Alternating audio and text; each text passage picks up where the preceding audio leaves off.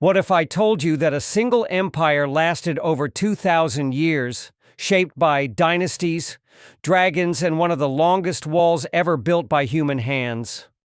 Welcome to Imperial China, a civilization where emperors ruled by the mandate of heaven, and where innovation, philosophy, and culture changed the world. It all began in 221 BCE, when Qin Shi Huang, the first emperor of China, unified the warring states.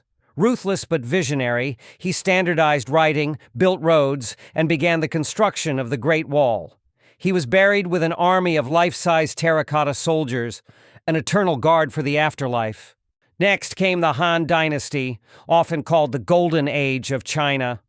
It was during this era that the Silk Road opened, connecting East and West.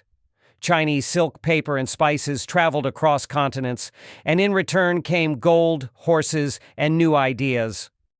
Over the centuries, dynasties rose and fell.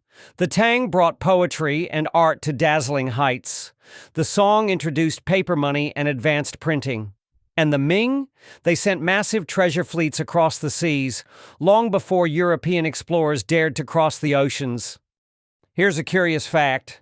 The civil service exams, which selected government officials based on merit, were so tough that some scholars studied for decades just to have a chance. Talk about dedication to public service. So why does Imperial China matter today? Because it was more than an empire.